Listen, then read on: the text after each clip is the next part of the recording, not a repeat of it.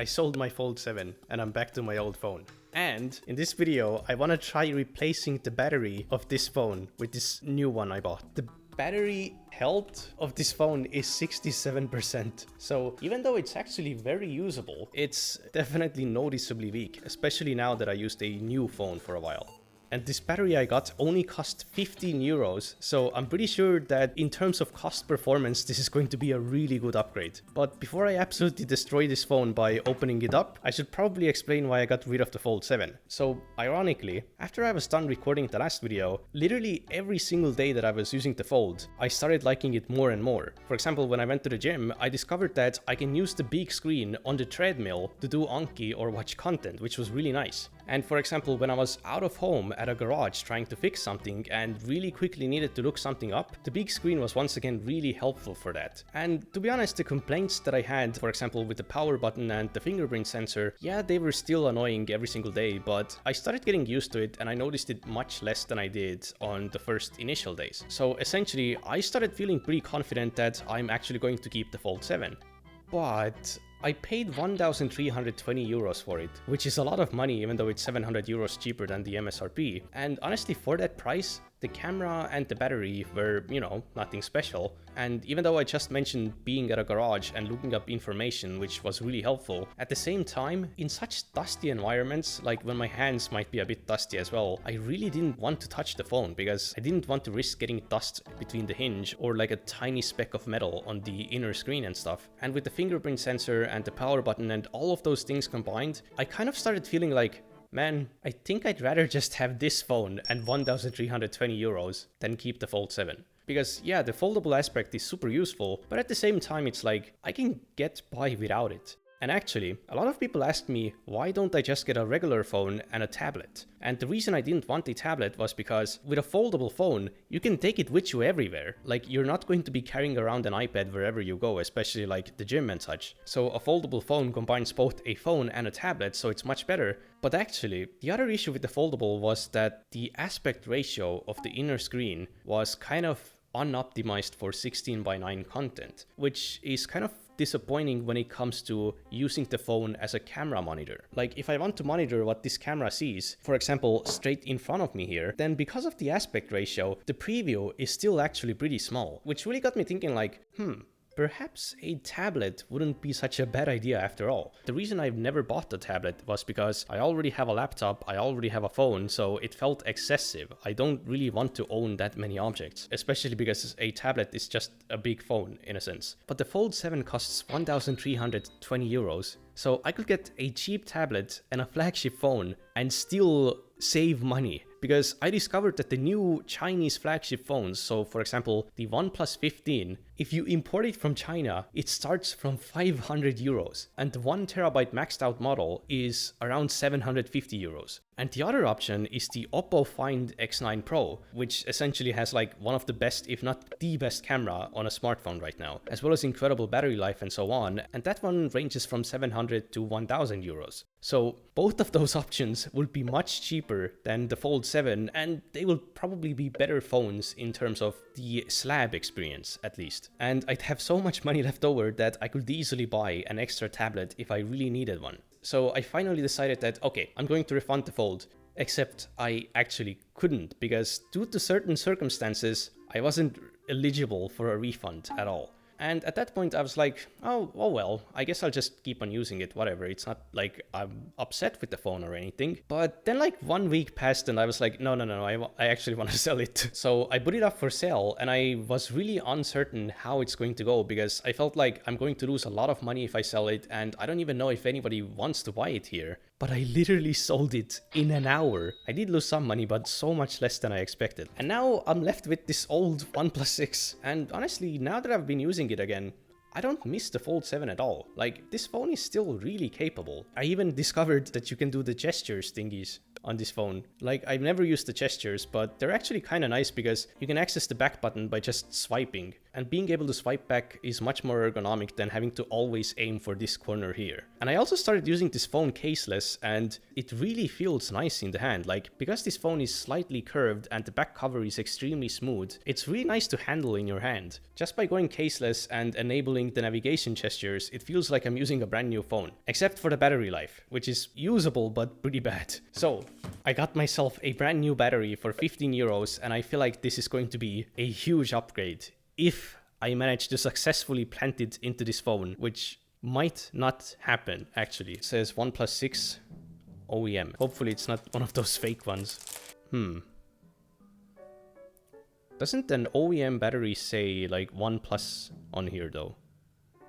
Surely, because I bought it from a respected retailer here, surely it shouldn't be a fake battery, right? Okay, so the first thing I have to do is remove this back cover, and it's held together by glue, and I need to melt the glue somehow, but I don't have a heat gun with me right now, so instead, I got this really old hairdryer that was probably the first hairdryer I remember seeing in my life. I don't remember seeing this black splatter on it, though. I have no clue what happened to it. I should probably get something under it. Okay, let's see how it goes. Oh, it's actually pretty hot. Oh god, it smells really bad. Oh wait, I should turn off the phone first. Okay, let's go.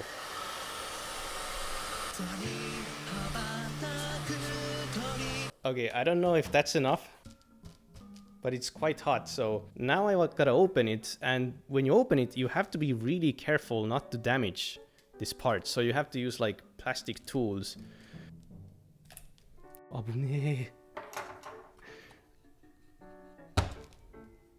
Oh, my coop card broke. I might actually need to abort mission because I feel like I cannot open the phone.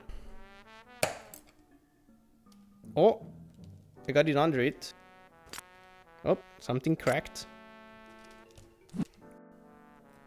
Oh, nice, nice, nice.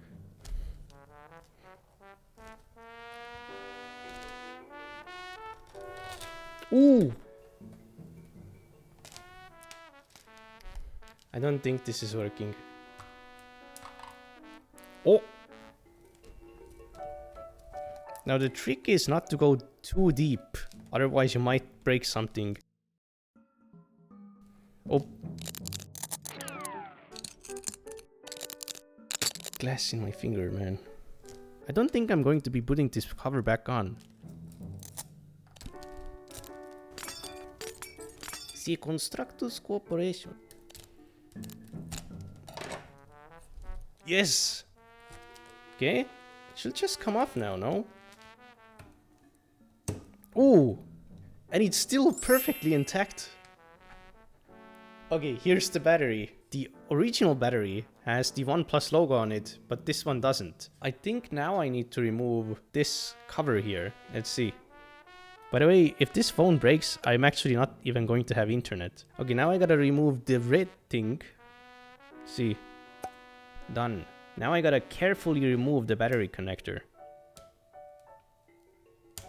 What? It's supposed to be that hard? Oh wait, this is the correct one. Yay, I got it off. Yes, that was easy. Okay, now I gotta loosen these tabs.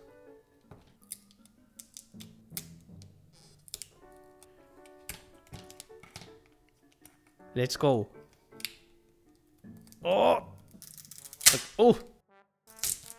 This is a 67% battery health battery. It's kind of wobbly. All I have to do now is just put in the battery, right? So let's see. It's like the other battery. Wait, where's the... Am I supposed to transfer the green thingy? I don't know if I can remove this battery anymore. Oh, I can. Okay, I'm pretty sure I'm supposed to put it like here. So maybe if I ever want to replace the battery again, I can do so. But let's be honest, that's probably never going to happen. Careful not to bend the battery. Oh, all I have to do is just connect it, right? Okay, I gotta put the fingerprint sensor back again.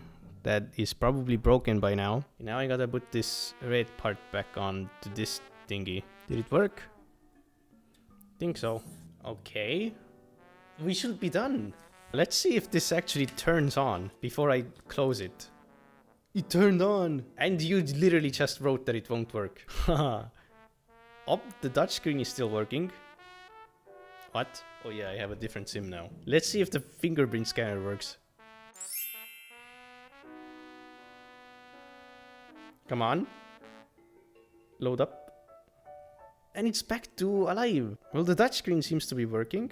So is the fingerprint sensor. What about the camera? The camera is still working. Is it not lagging anymore?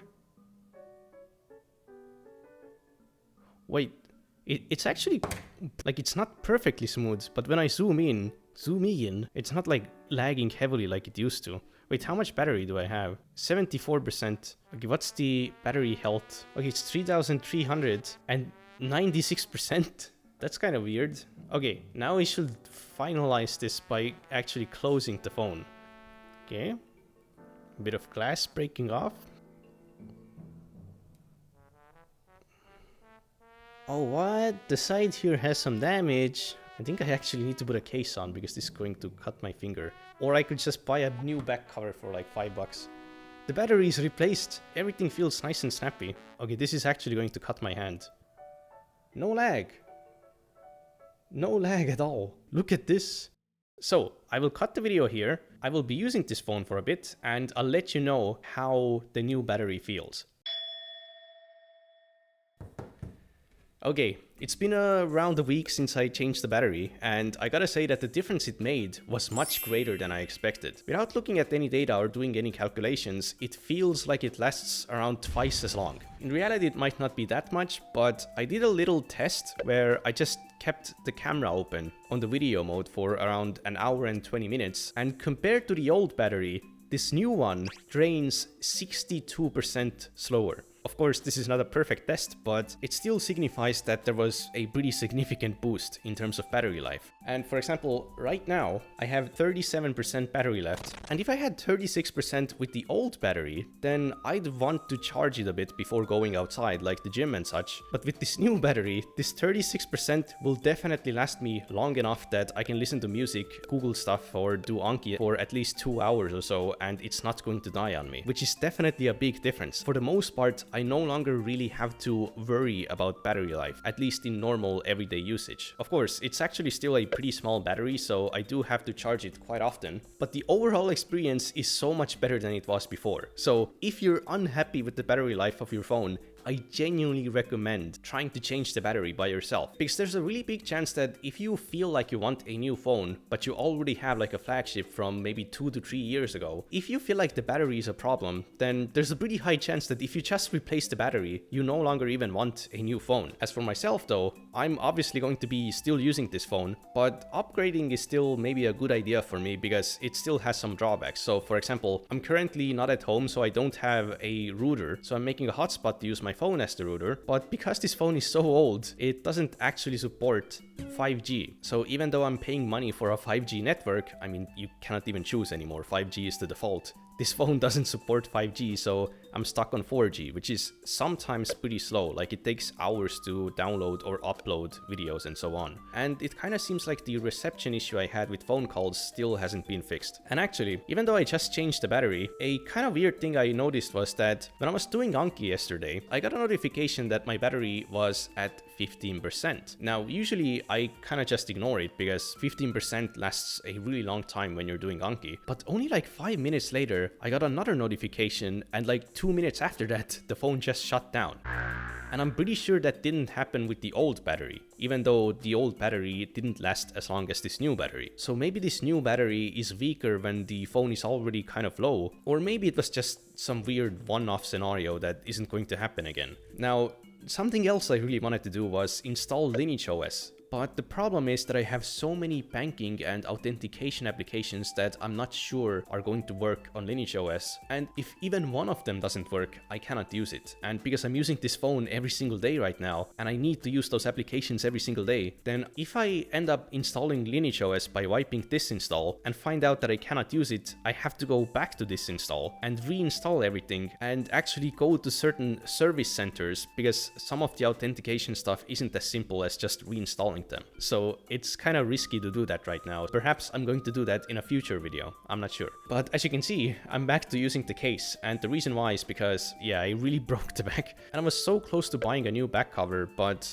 man, if I just use a case, it literally doesn't make a difference anyway. So I even thought about perhaps buying a new case because they're not really expensive. But rather than buying more stuff for this phone, there's a chance that perhaps I still will upgrade to a new slab phone. I thought about the OnePlus 15 because it's cheap if I import it and it has features that I would like 160Hz display. And yes, I can notice the difference between 120 and 165 and even 144 and 165. I literally have a 144 and 165Hz monitor, and you can instantly tell the difference by just moving your mouse like this on the screen. A lot of people still say that there is no difference between 90Hz and 120Hz and so on, but man, let me just enjoy my higher refresh rates, okay? But in reality, the 165Hz on the OnePlus 15 is only active in some specific games. If you're just navigating around the phone, it's still 120Hz, which is really disappointing for me because I don't game on my phone, and I'm not sure if in the future it's going to get an update that lets you use 165Hz everywhere. But